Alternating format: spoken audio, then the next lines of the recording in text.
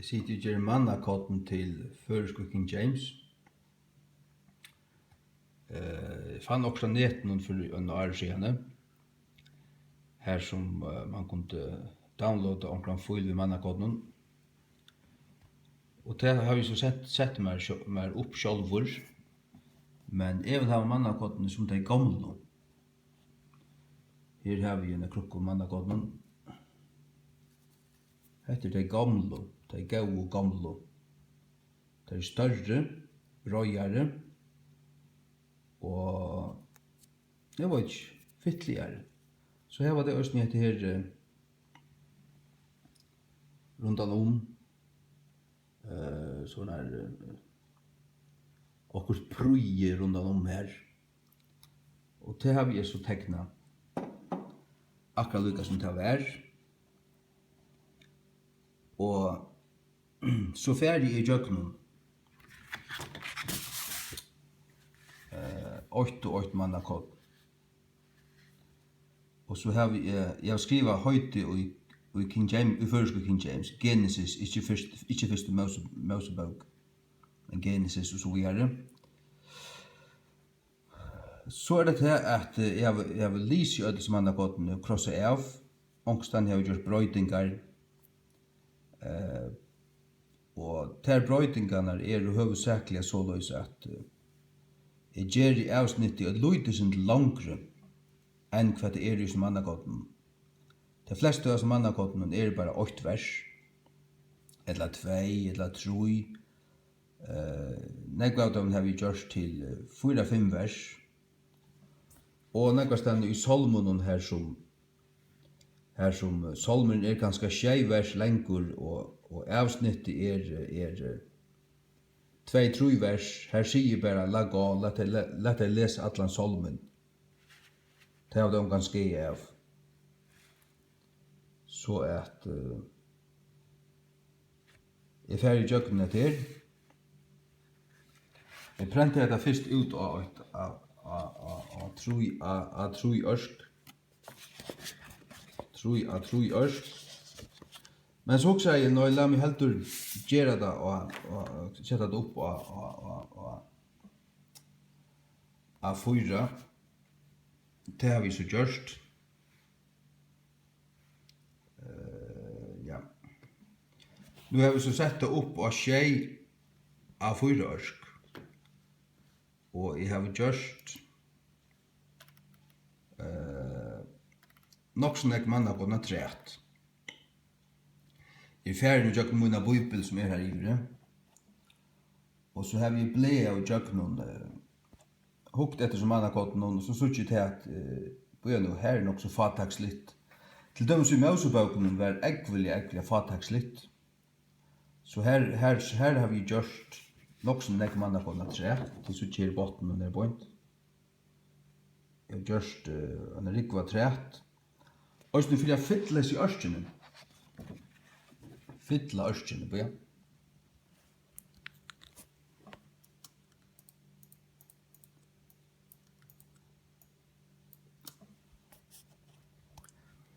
Fytla ørskene fullkomlig, har trøtt av 4 ørsk. Og her er 140 av hver ørske. 6 ørsk. Til suttje hans nyast og her, de har ikke gjørst den. Her sender bare ASDF.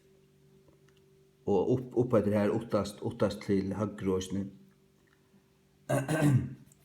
Men det vil si at de gamle mannakottene, de var 638 i tallet.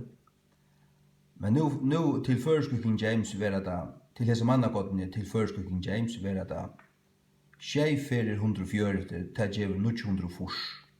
Du får 900 fors mannakott, og jeg har så rettlyse først et øyneste 8 og hukt etter avsnitten, og som jeg sier, de fleste av dem er blivende lysen langre, og stedet for 8 vers så 2, stedet for 3 vers så 5, og stedet for 4 vers av en salme som 6-8-9 vers lengur. Ja, takk det sammen og les atlan salmen over at oss. Takk det sammen og les atlan salmen.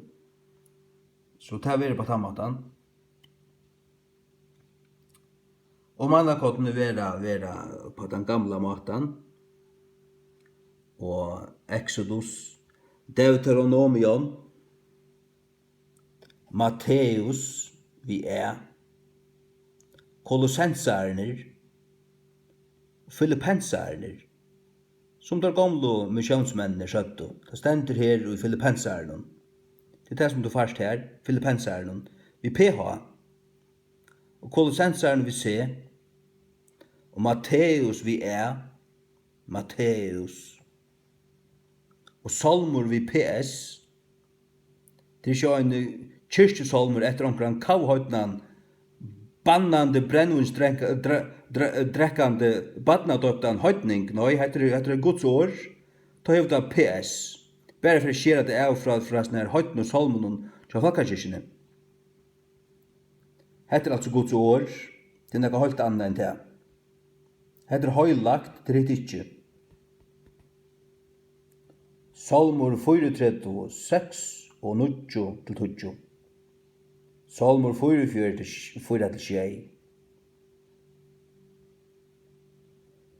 Ja. Efesa, det stender her til Efesaren 6, 6 til 8. Ja. Mika. Hatta er så det, tar jeg livet her, så legger det ut som en PDF-fil som du kan åpne og som du kan prenta der ut. Boja mer. Det er altså meningen at du selv prenta det. Mannakoden til føresko King James Bibliona. 900 stikker prentast av 4 papir, 200 gram. Du kjøper der ikke tunt papir, du kjøper der det kiksta som en vanlig prentar klarer. Det er 200 gram. Først ut i bokhandel Runavik, og kjøper der 200 gram papir, og kører der i A4 prentaren, og så prentar du alle sier skjei ørskene, og så sørst du her så little ton plus mersker her bort, og det vil si at du kan annakvart legge til å skjere brettet, og få der en gav linjal og en skjere knuiv, og skjere til, så det snart. Bare ikke skjere det av. Bare skjere bare her til, og alle min nyer, og så hinveien, Så legger man annakvartene leis, så samler du deg. Eller du teker der en saks, og klipper etter snir, fra merske til merske. Det er som du vilt. Men du først ordentlig mannakåd natur. Jeg halte at det slett ikke noe godt at bare tegna seg til et eller annet til heimamisjonen, så først du et SMS ved mannakådene. Nei, det skal være mittel til god, ikke mittel til og Nesvik. At det kan brass. Til så at du byr til gods, du byr og du har en stund, og ikke til at det er ikke spasagnar på en måte. Men tar du byr, du har haft en stund, så teker du der et mannakåden, og så leser du det. Og min vittnesbord er tannet at i samband med innelige og ærlige bøn til Guds, man byr om velløying, rådgjeving og styrke, man sier ved Gud hvordan man hever det og alt det forskjellige, så er det også almindelig ofte. Da man ærlig, purast ærlig og tryggvande, som man ikke nødt, så teker man seg et år, så leser man det, og så er det bare som om at ja, så hikk, han taler til tun. Han gjør det just det som du har bruk for det. Det er så sånn at det er. At man får et år vid til dagen. Men det er ikke til å leve på. Det er ikke til å leve på til at du vet. Ja, men jeg ber og fikk tøkke mannakoden, og så var det bare til. Nei, man vil ikke løyte av mannakoden. Det vil man ikke. Det kan være så farlig. Men det kan være lukka som at på den måten at du har søkt god i en tøy, Og så leggjast flere ting kanskje om man akvart anna. Om man akvart anna såløs at du først et fingra på her, og du kjenner nek ut en anda her, og så hever du en æra stund, stilla stund, og du teker en mann av koden, og det var lukka som enn et fingra på hva han vil du skal gjøre. Såløs blev det sikkert, såløs blev det trygt, og ta gjev det mening lukka som, ok, hikk, jeg fikk enn et fingra på fra gode, at han har bøn, jeg tog et år, og han gav meg til og til, hikk, hette altså det som God vil. Han pojkar meg attur og attur, nu enn og fyr det at han ser meg veien. Ja, men så det et færande. Men det må være sånn at du dagliga leser ut i en bibel, dagligane, leser en kapittel, 2, 3, 4, 5 suger, 8 suger, 20 suger, 8 eller annet kvønte, og det det som du lever på.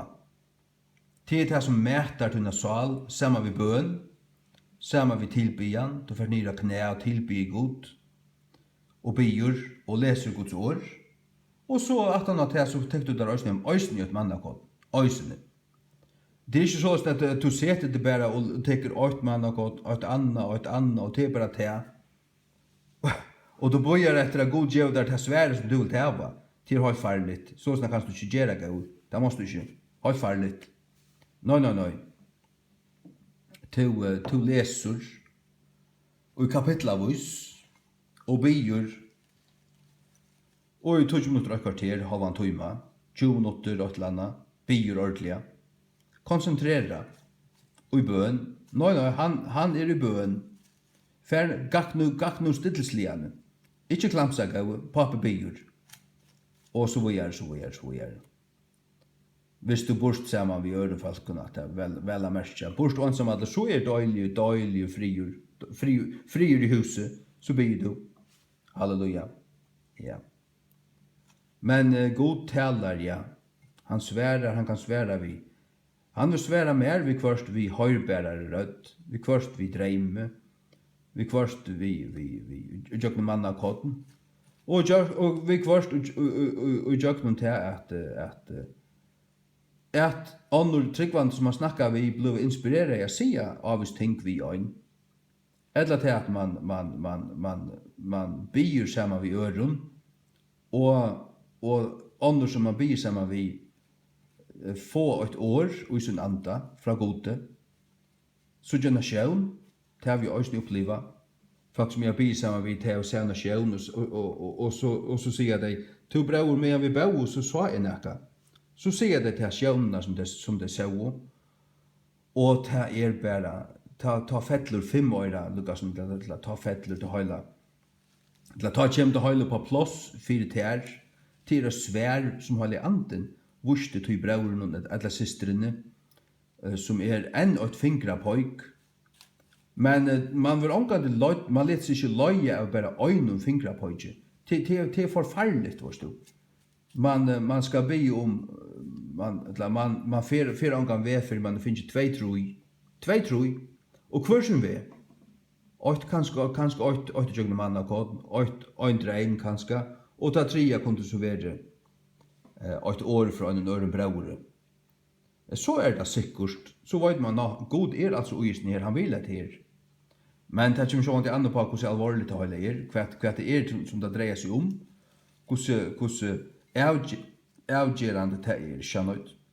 Ja. Men i fyrst du etløv, så det sånn at du leser, du farstar mannakoden, for at lære Guds ord. Det er altså tøy du kjærste, skjønnøyt, for å lære Guds ord. Og mer damer øyla vel, jeg platt å gjøre det før, platt å sette meg av og til, og takk ut mannakoden, Rom 12, 20-21, hva stender her? Og så sett jeg hugsa i. Hva søren stender her? Hva var det stender her? Hva stender i Rom 12? Rom 12, så minnes det, Rom 12. Det oppskriften til det kristne livet. Det hva man skal gjøre og ikke gjøre. Brøver hevni ikke tykkun sjálvar. Ikke det som den der, hevni ikke tykkun sjálvar. Det Herren har hevnen til, Rom 12, 20-21. Rom 12, 20-21. Ikke nøyt? Så slår man det opp.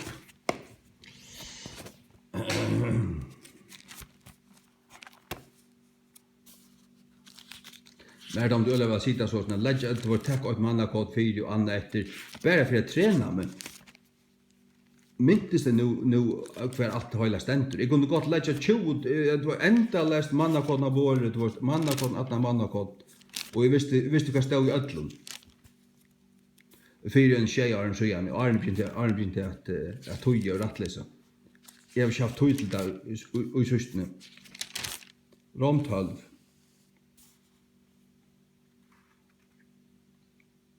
Ja, 20-21. Nettopp. Therefore, if thine enemy hunger, feed him. If he thirst, give him drink. For in so doing thou shalt heap coals of fire upon his head. Be not overcome of evil, but overcome evil with good. Vi ikke vunner av, eller ivervunner av idlun, men ivervinner ilt vi gauun, det er nemlig hatta som løyde etter. Hatta av det. Hatta av det. Og så sånn her kan man halda kunnløygan til hese her, det var minnast hese her gau versene, utan at vi at teka 2-3 manna på den dagen, alt tøy, kvant han øynasta det, så kommer du rundt i Guds åre og minnest vel hver stendig hver. Hver stendig hver. Og her har vi gjort til at ta jeg se her at det er nok så størst glopp ångstane til vårt 2-3-4-5 kapitler loppner her fyrir det fra kapittel 6 til kapittel 20. Ja, så ble jeg i middelen kapittel 6 og kapittel 20, og så hittar jeg etter i Bibelen som er. Det ser jeg her. Jesaja 6, fra 6 til 20 til dømes, som det stod her da. Så hittar jeg etter her. Jeg hikk 6-8. Ja, Jesaja 6-8, det som er her. Det er så øyla kjent vers, varst du. Also I heard the voice of the Lord saying, Whom shall I send? And who will go for us? Then said I, Here am I, send me. Hatt er så rævlig godt vers. Hatt må være et mannakott. Men så husker jeg, høyt fra 6 til 20, er det ikke annet godt her? Så hittar jeg tjej fyrstan til profeti om Immanuel. Ja, det kunne være gjort.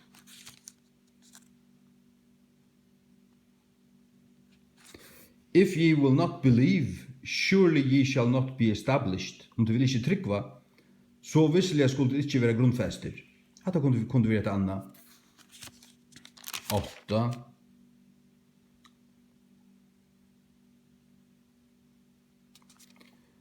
Så sånn ferdig i jøknen og kanskje velge et mannakåten her i bort.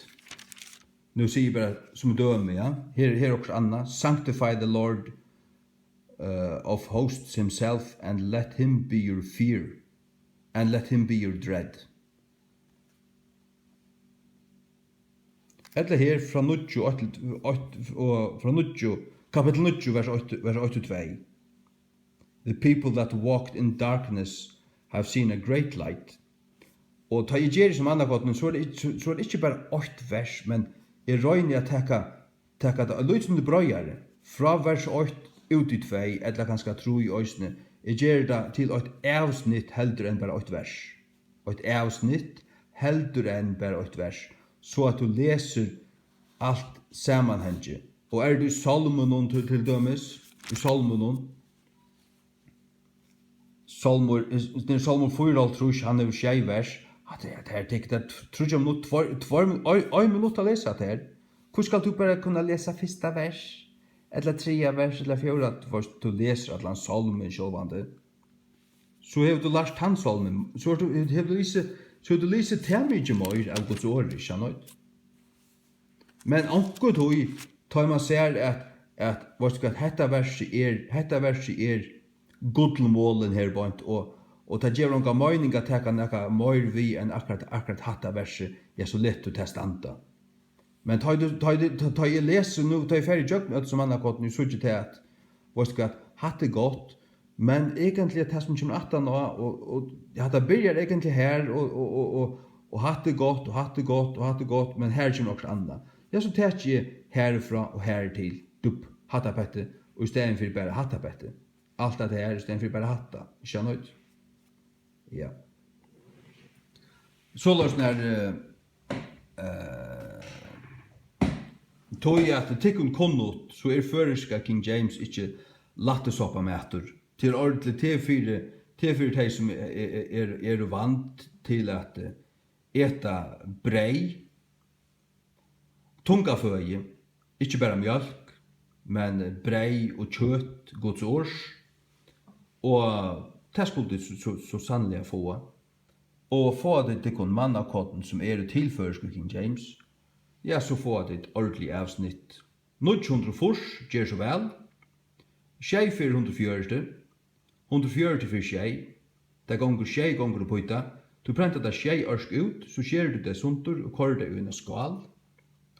Og så eter du Guds år, og så lever du godelige, og gav med Guds år til hjärsta, og lever etter du, fylgjer Herren og gode.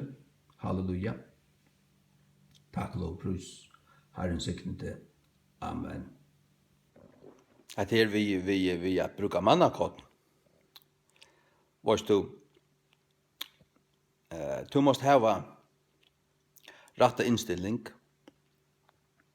Her ikke som å fære til spakonu, jeg bruker det. Slett ikke. Og tryggvann du må ikke leve på den måten. Men kan Herren løye en tryggvande? Ja, det kan han.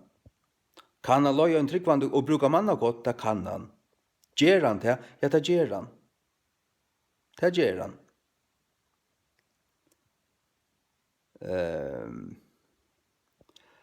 Men det må ikke blive essensen, det må ikke blive tjattenen ut under kristenlivet. Det er helt farligt. Og du måste være frøyer til at teka tunner avgjør sjálfur, og arbeiden kviler at her, for tunner avgjør kviler at her. Men sjåvande kan du få Herren at veløya der, men han veløy der ikke nyr kvart nikk og prikk. Nei, du er frøyer til det som er møyne. Du er frøyer til at om du først er student eller ikke, eller om du først at lære her, eller du først til Østlands, eller til Danmark, eller til Tysklands, at lære hvor gjøre. Og så hvor gjøre. Og så hvor gjøre. Men altså Herren bebreida der ikke for det, man vi.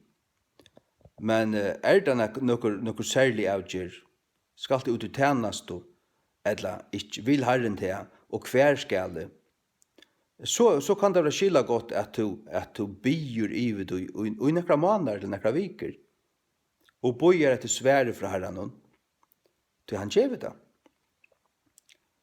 Og her det Herren kan bruka imisk ting. Altså han kan løya til sånn at du av knæ og i en myrken rom og byr et eller annet, du vet, ikke egentlig myrken rom, men du vet hva du mener vi, men ofte man slår ikke ljøs til man skal by og holdt særlig. Og så tar du by, så kanskje du kjenner at der, at nå vil Herren gjøre drøsvær, kanskje han sier det, vet du. Og han byr til leta Bibelen opp, det har vi ofte oppleva. Herren sier vi, let Bibelen opp. Og så suttje jeg mine blonde by, så suttje jeg nyasta hjørn til høyre til dømes her nere. Akkurat som de versene lysa til dømes. Og så åpner jeg Bibelen, og så leser jeg her. Og så det akkurat inn i støvene, du vet. Men det kan også være sånn at Herren gjør det mannakotten til det samme. Og så det å fingre pojk. Og som at du bast just hetta, og Herren talar just hetta til dun, han løyde, talar til dun, djevet det, og det så inn i støvna, klart inn i støvna som det kunne være. Tog det jo svær. Det svær til tog fra Herren. Men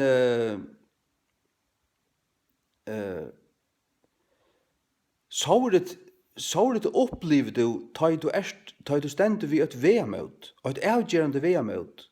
Og sjåvande kanst du som Guds baden søtja Guds vilja, og helst han høyre det, helst han vil svære der, helst han vil djeva dere svær, det gjør han, det har vi ofta ni opplever jo mot liv.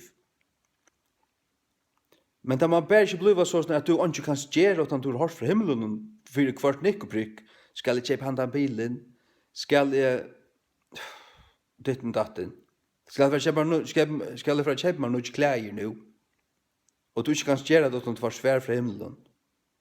Sørst du? Det pura bort vi. Men utom store avgjørende. Til dømes tar jeg for ut til Østlands og 93. Ta be i månadsvis.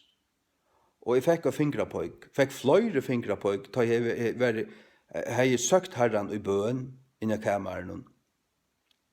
At lyd til ljus bare, jeg var knæ og be, og tog så mannakotten ta verda, bom, push. Ja, akkurat. Og ta i så portre, eller veveren åpnaist, jeg var til Østlands å lese. Jeg var jo i Reykjavik i 4 år lærte. Og jeg også søkte Danmark, men det lukkaist. Nei, det portre lukkaist, ikke lukkaist, men lukkaist. Men det til Østlands, det åpnaist. Og det er fri for.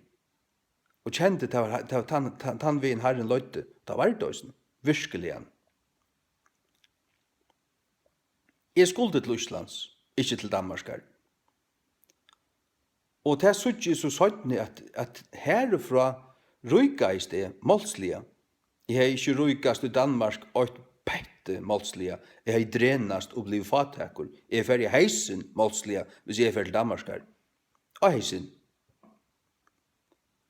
Ja. Nå er til Østland skulle jeg. Og ikke nok vi tog. Men under 1924 tar vi en møte i lærerskolehattene.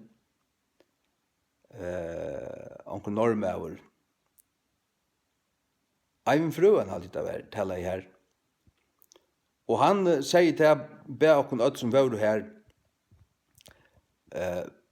bia god, legge okkur et land og hjertet som vi skulle bia for. Og det gjør de her.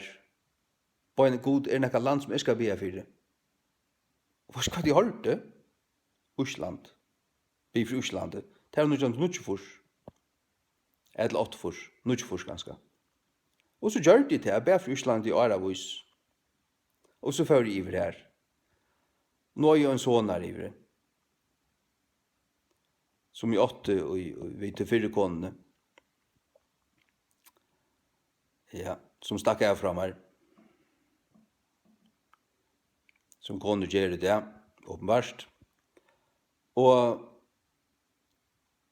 så har Herren sendt meg iver etter det her.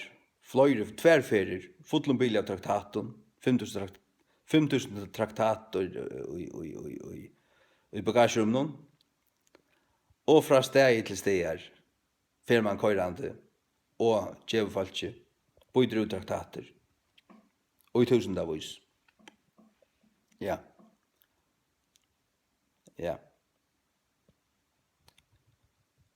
Jo, så at Herren brukar så forskjellige tingene. Han talar ved en stillare rødd. Han kan tala i dreime. Han kan tala djeva der fingrapøyk.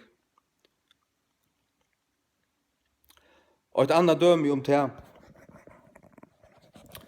at jeg aldri har fortalt det før. At her bor 2 eldre folk her i Ronavik. De fikk ikke bøten, men de åtte negv. De var lukka som andalig foreldre, tja negven av okken. Vi gikk inn til deg, de Marne Frans, de Marne døy 2009, Frans døy då är ju 12 maj 2013. Ja. Huset som jag loja här nere, det var här hade Marne Frans bo. Och i 1995 jag akkurat kom natt från Islandet. Jag gick inte i skola i Reykjavik 4 år, kom natt till Førjar. Så började jag att arbeta i en reklamstov i havn. Arbetade i en månad, så kom sommarferie. Så fick jag sommarferie i en hela månad. Och i 2 månader så började herren att se vem med fär till Hetlands.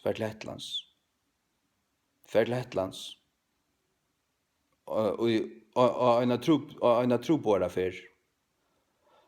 Och hade blev vi att mäla i mig och herren säger det ved mig. Fär till Hetlands, se upp och 12 år fär till Hetlands.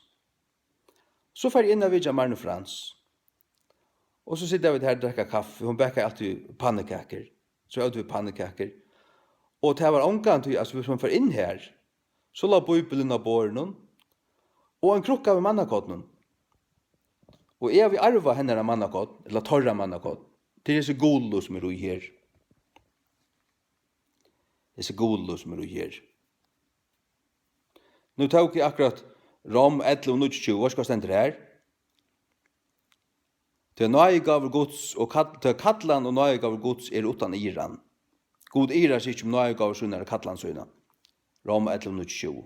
Det är det som ständer här. Så snart kan jag täcka mannakotten, att mannakotten, och veta vad ständer här. Ja. Halleluja. Ja, och så är det här att vi bor här och tog mannakotten och till. Men så säger hon, till och med bä så sa jag till och jag har inte fortalt det om att God kallar mig för ett Hetlands. Slätch. Men så säger hon till med vi bo men to bast så sa jag nej hon sa det med hon bä för mer och bä för forskjellig. Så säger hon till sa till han är cyklo till vart ta så ut du vart i Bretland i omstanden. Och så tog hon upp på hur hon tecknade ett torn och en klocka över här och så torsdags framför här och en cyklo. Och hon tecknar Lerwick Town Hall. Jag bor 5 år i Hetland då stod. Hon tecknar Lerwick Town Hall. Det är